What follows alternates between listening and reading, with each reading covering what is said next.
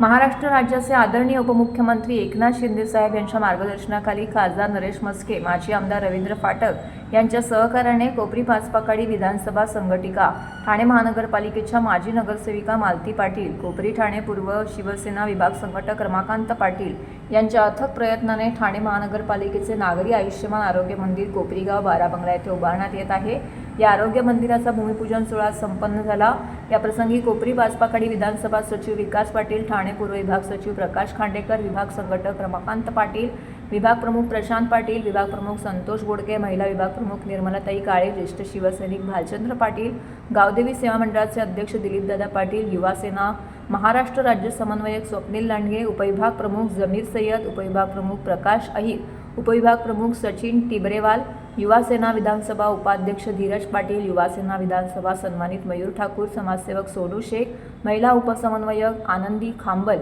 महिला उपविभाग प्रमुख प्रज्ञा मोरे, भारती पाटील, कल्पना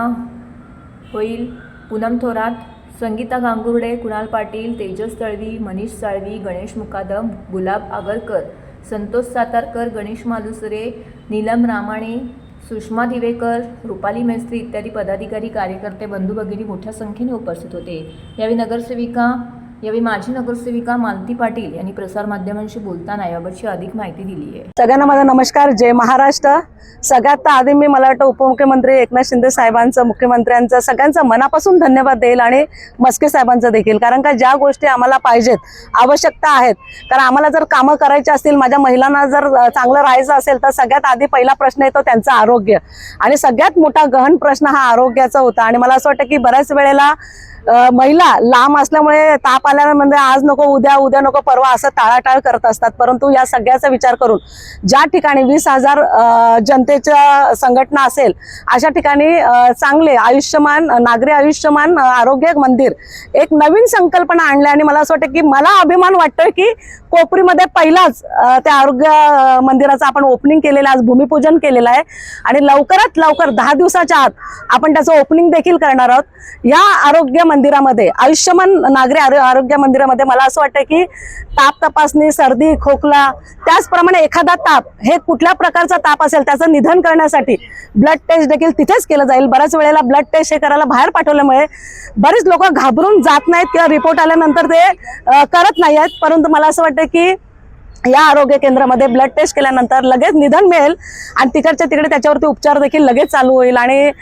दुसरी गोष्ट म्हणजे आपल्याला मुलांना जे पोलिओचे डोस द्यायला लागतात, महिलांचे जे स्तनपान आहेत, हल्लीचे जे आजार आहेत, याच्यावरती जे उपचार आहेत, त्याचं सगळं आरोग्य तपासणी या आरोग्य केंद्रामध्ये केलं जाणार आहे। आणि सगळ्यात महत्त्वाचा विषय म्हणजे मला असं वाटतं की जवळ इथे आरोग्य केंद्र झाल्यामुळे महिलांसाठी जी एक व्हॅन येते, त्या व्हॅनला देखील मी महिन्यातून एकदा इथे मागणी करणार आहे आपल्या अधिकाऱ्यांकडे, मस्के साहेबांकडे, आणि मला असं वाटतं की ते देखील महिलांना बाहेर जावं लागणार नाही। आता हे